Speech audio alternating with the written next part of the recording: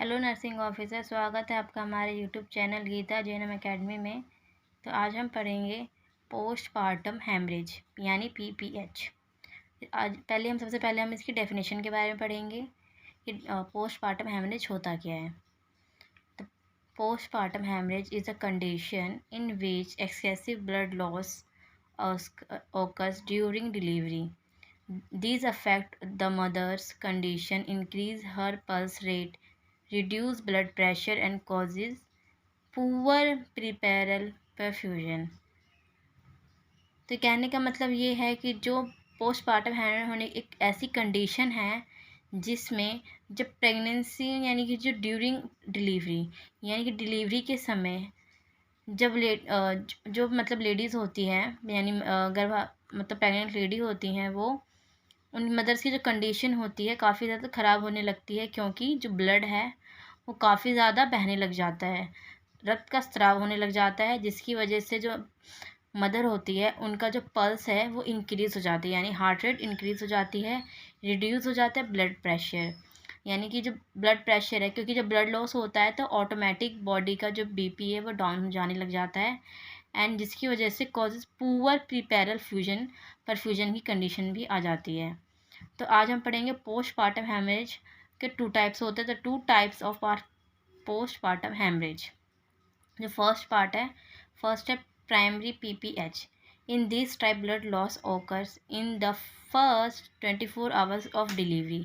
It is most of the following two types. तो पहले में आता है प्राइमरी पीपीएच का मतलब यही है कि जैसे ड्यूरिंग जब डिलीवरी हुई तो डिलीवरी के 24 घंटे के अंदर अंदर जो मदर है उनमें सिम्टम्स आ जाते हैं, जैसे कि ज़्यादा ब्लड लॉस होने लग गई है, रक्तस्राव दिख रहा है, उसमें शो होने लग जाता है। इसके भी दो पार्ट्स है प्राइमरी पीपीएच के, third stage PPH and true PPH. तो पहले हम पढ़ेंगे third stage PPH. In this type blood loss occurs before placental एक्सक्यूसिव।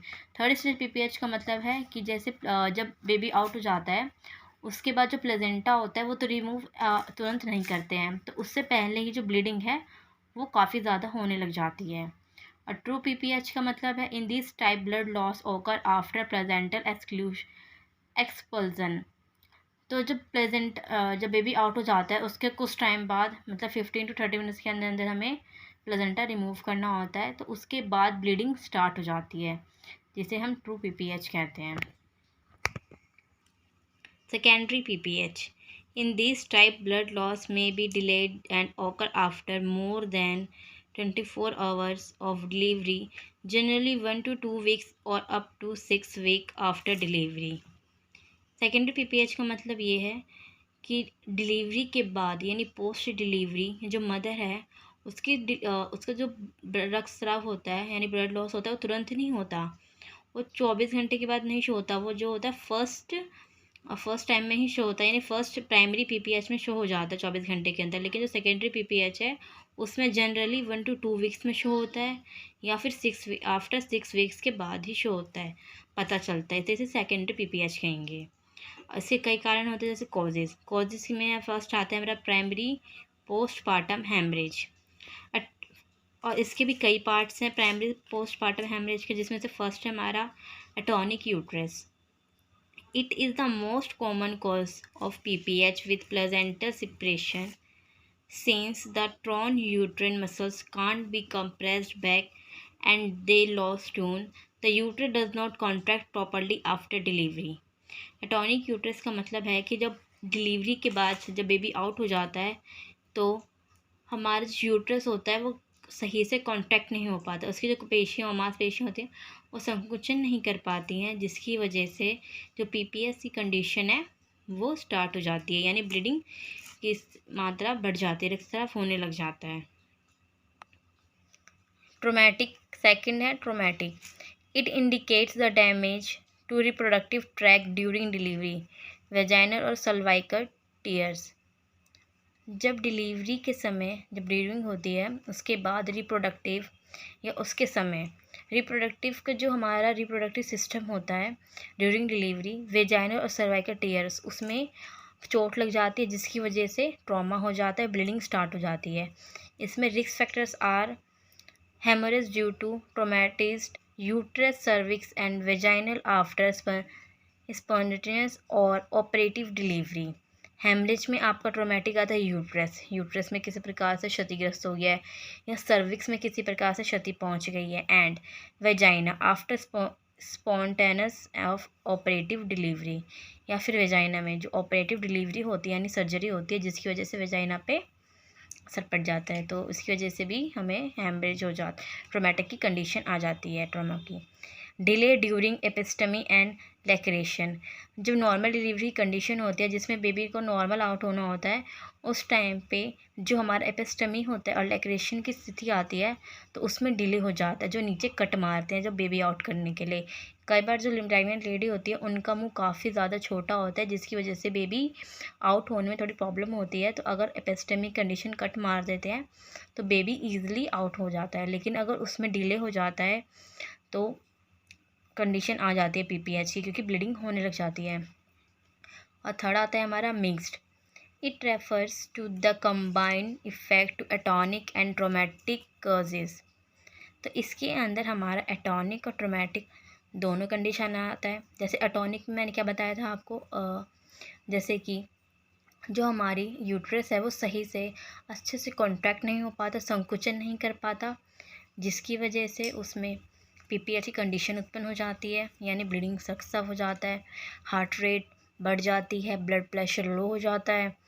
और जो हमारा सेकंड था ट्रोमेटिक कॉज, किसी भी कारण से मतलब हमारी प्रोडक्टिव सिस्टम में किसी प्रकार से ड्यूरिंग डिलीवरी वेजाइना या सर्वाइकल में टीयर्स हो जाते हैं जिसकी वजह से पीपीएच की कंडीशन हो जाती है।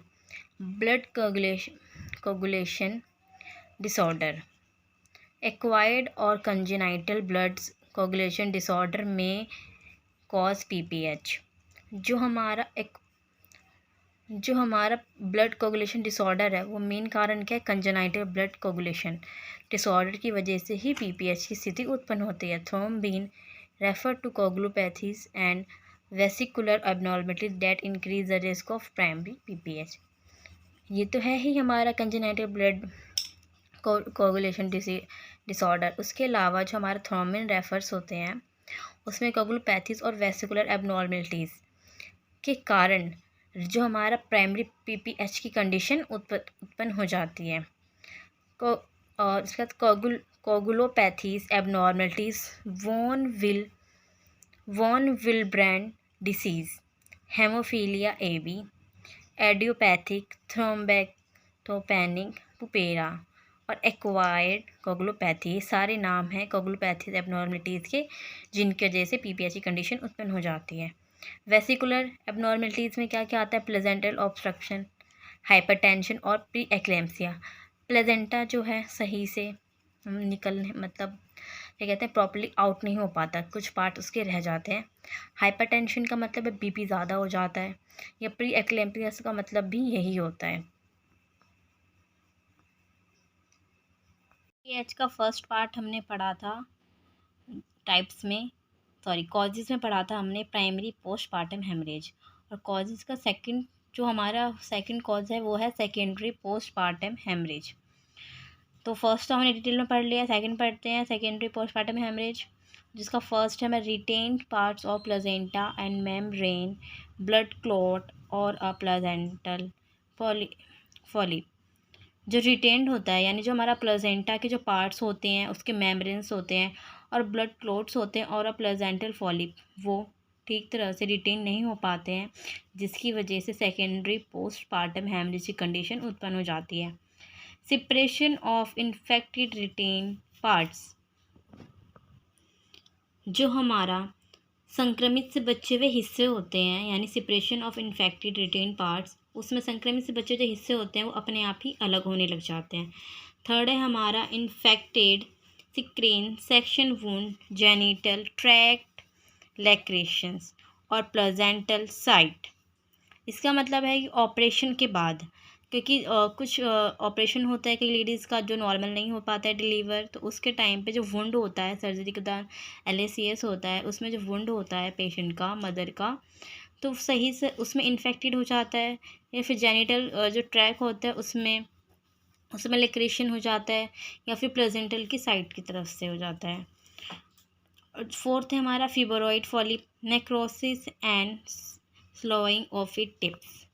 इसमें जो है हमारा यूट्रस में छोटी सी जो रक्त वाहिकाएँ होती हैं, उन कोशिकाओं की जो होती है उसमें मृत्यु हो जाती है, जिसकी वजह से भी यह पीपीएच की कंडीशन उत्पन्न होने लग जाती है। और फिफ्थ है हमारा यूटेराइन सबन्यूलेशन। इसके अंदर हमारा जो यूट्रस होता है उसका जो साइज़ होता है वो काफ़ी ज़्यादा, मतलब वो डिक्रीज़ ही नहीं होता है, क्योंकि जब डिलीवरी होती है में डिलीवरी के बाद पोस्ट डिलीवरी जो यूट्रस का साइज़ होता है वो धीरे धीरे अपने नॉर्मल होने लग जाता है। लेकिन जो यूटेराइन सब इन्वोल्यूशन होता है उसमें जो यूट्रस का साइज़ है वो डिक्रीज़ ही नहीं होता है। ये एक बहुत बड़ी समस्या है जिसके लिए हमें डॉक्टर को काफ़ी ज़्यादा, मतलब तुरंत ही दिखाना पड़ता है। सिक्स्थ है हमारा local gynaecological lesion, cervical ectopy of carcinoma. इसका मतलब है कार्सिनोमा, कार्सिनोमा तो कैंसर का एक पार्ट ही होता है। तो सर्वाइकल एक्टोपी, एक्टोपी मतलब कि सर्वाइकल, जो हमारा सर्वाइकल का मतलब सर्विक्स, जो हमारा सर्विक्स है उसमें जो कैंसर के जो सेल्स हैं वो डेवलप होने लग जाते हैं, यानी कैंसर की स्थिति उत्पन्न होने लग जाती है। और कोरियोकार्सिनोमा, कोरियोकार्सिनोमा एक तेज़ी से बढ़ने वाला कैंसर है जो महिला के गर्भाशय के गर्भ में होता है। और एट है हमारा प्यूपेरल यूटेराइन इन्वर्शन। प्यूपेरल यूटेराइन का मतलब, प्यूपेरल जो हमारा जो यूट्रस है यानी प्यूपेरल यूटेराइन इन्वर्जन, यानी यूट्रस जो है हमारा उल्टा हो जाता है, ये गर्भाशय में उल्टा हो जाता है, जिसकी वजह से मान लो कोई डॉक्टर है, मतलब जो हमारी गायनेकोलॉजिस्ट मैम होती हैं या फिर क्या कोई भी अन्य पर्सन होता है जिसमें जो हमारा जो नाल होती है वो उसमें ज़्यादा प्रेशर पड़ता है या उसको मतलब ज़्यादा प्रेशर की वजह से उसको निकाला जाता है, जिसकी वजह से जो हमारा यूट्रस होता है वो उल्टा हो जाता है। ये भी एक बहुत बड़ा कारण है पीपीएच का। तो oestrogen withdrawal bleeding if it was given from surprising location. जो एस्ट्रोजन है वो भी टू टाइप्स में आते हैं। एक तो होता है जब बॉडी के लिए अच्छा होता है, लेकिन जो सेकंड होता है अगर वो डेवलप हो जाता है जिसकी वजह से, जिसे हम कहते हैं एस्ट्रोजन की निकासी, और अनुचित रूप से वह निरंतर एस्ट्रोजन उत्पादन को जिम्मेदार एक तंत्र होता है। और जो सेकंड वाला होता है वो एस्ट्रोजन का ब्रेक थ्रॉट होता है जो ब्लीडिंग को पैदा करता है। और यह एक क्रॉनिक होता है, ये क्रॉनिक एनोवुलेशन की वाली महिलाओं में आमतौर पर पाया जाता है। जिन लेडीज़ को क्रॉनिक एनोवुलेशन होता है उन लेडीज़ के अंदर एस्ट्रोजन विथड्रॉल ब्लीडिंग देखी जाती है। तब हम पढ़ेंगे साइन एंड सिम्टम्स। तो पहला साइन आता है और सिम्टम्स आते हैं हमारा अनकंट्रोल ब्लीडिंग, यानी अत्यधिक मात्रा में रक्तस्राव का होना, क्योंकि पीपीएच का मेन जो हमारा सिम्टम आता है वो अनकंट्रोल ब्लीडिंग ही आता है। उसके बाद सेकंड आता है हमारा रिड्यूस ब्लड प्रेशर। जो बॉडी का ब्लड प्रेशर होता है मदर का वो रिड्यूस हो जाता है, यानी लो, यानी 160 या 90/40 80/40 ऐसे करके हो जाता है। सिस्टोलिक और डायस्टोलिक दोनों ही डिक्रीज़ हो जाते हैं। और थर्ड है हमारा इंक्रीज हार्ट रेट। और हार्ट रेट है हाँ जो इंक्रीज़ हो जाती है कि जब हार्ट पे प्रेशर पड़ेगा तो हमारी हार्ट रेट तो इंक्रीज़ होनी ही होनी है, जिसकी वजह से ब्लड प्रेशर लो होता है और हार्ट रेट इंक्रीज़ हो जाती है। और हमारा जब, और फोर्थ आता है रिड्यूस आरबीसी काउंट। जब बॉडी से अनकंट्रोल ब्लीडिंग स्टार्ट होगी तो ऑफकोर्स हमारा जो रेड ब्लड सेल्स होते हैं वो भी कम हो जाएगा। एंड फिफ्थ आता है हमारा swollen and painful vagina and surrounding area if bleeding occurs from a haematoma. Swelling हो जाती है, पेन हो जाता है, कहाँ पे पेनफुल रहता है, कहाँ पे वेजाइना के पास। और जो वेजाइना के जो सराउंडिंग एरिया है और जहाँ ब्लीडिंग होती है उसके चारों, मतलब उस पार्ट के आसपास देखना स्वेलिंग जैसा दिखता है, वहाँ पेन रहता है पेशेंट को, फ्रॉम अ हेमाटोमा। तो साइन एंड सिम्टम्स के बारे में तो हमने पढ़ लिया, अब हम पढ़ेंगे डायग्नोस के बारे में। तो डायग्नोस का जो फर्स्ट आता है, a complete medical history of the women should be obtained. जो पेशेंट होती है उसकी हमें पूरी और अच्छे से मेडिकल हिस्ट्री लेनी चाहिए, जिससे हम उसकी पीपीएच का मैनेजमेंट ईजिली कर पाएँ। और सेकंड आता है हमारा physical examination should be done to diagnose the condition based on symptoms. और फिजिकल एग्जामिनेशन भी करना चाहिए किस पे, कंडीशन बेस्ड ऑन सिम्टम्स पे, जिससे कि ईजिली उसका ट्रीटमेंट एंड मैनेजमेंट किया जा सके। थर्ड आता है मतलब following laboratory test are helpful is diagnosing PPH. और लेबोरेटरी टेस्ट किए जाने चाहिए जो हमारे डायग्नोज के लिए हेल्प होते हैं, यानी डायग्नोजिंग है पीपीएच। उसमें भी कई पार्ट्स हैं, जैसे कि पहला blood loss should be determined by count the number of stirred pads और by weighing the pack and sponge use for absorbing blood. 1 ml of blood weigh approximately 1 gram. जो जो लेडीज़ होती है, महिला होती है, उनका पैड भी काउंट करना चाहिए, यानी जो हम चेंज कर रहे हो कितनी कितनी देर पे कर रहे हैं, 2 घंटे पे कर रहे हैं, 3 घंटे पे कर रहे हैं, 4 घंटे पे कर रहे हैं, और वह कितना ज़्यादा गीला है हिसाब से, यानी पैक कितना ज़्यादा गीला है उसके वेट के अकॉर्डिंग भी हमें पता चलता है कि जो ब्लड है वो कितना ज़्यादा लॉस हो रहा है। क्योंकि एक एक ग्राम जो एक पैड अगर वो पूरा गीला है तो यानी इसमें एक में 5 ml तक आता है, वो पूरा गीला है, तो इस हिसाब से हमें उसको देखना पड़ता है कि अगर 2-2 घंटे पे चेंज करना पड़ रहा है तो काफ़ी हैवी ब्लीडिंग हो रही है पेशेंट को, तो उस कंडीशन पे हमें अपने गायनेकोलॉजिस्ट को भी बताना चाहिए, तुरंत उसे संपर्क करना चाहिए। सेकंड आता है pulse rate and blood pressure should be measured. तो हमें जो महिला होती है पेशेंट का, हमें pulse rate and blood pressure should be measured करना चाहिए, क्योंकि जो ब्लड प्रेशर है वो तो डाउन होता है और हार्ट रेट इंक्रीज़ हो जाती है, तो हमें वाइटल्स साइन चेक करते रहने चाहिए टाइम टू टाइम। कई बार पेशेंट को फीवर भी आ जाता है, तो हमें पूरा अच्छे से वाइटल्स को चेक करना चाहिए। RBC count should be estimated, RBC का काउंट भी करना चाहिए। Blood clotting factor should be estimate, यानी ब्लड क्लॉटिंग के फैक्टर को भी एस्टिमेट करना चाहिए। थैंक यू गाइस, आज की वीडियो यहीं तक। अब ये पार्ट 1 था हमारा, जिसमें हमने डेफिनेशन के बारे में पढ़ा, टाइप्स के बारे में पढ़ा, साइंस एंड सिम्टम्स के बारे में पढ़ा और डायग्नोस के बारे में पढ़ा पीपीएच के। अब हम पढ़ेंगे मैनेजमेंट। तो पीपीएच के जो मैनेजमेंट है वो हम पार्ट 2 में पढ़ेंगे। तो मिलते हैं नेक्स्ट वीडियो में। बाय।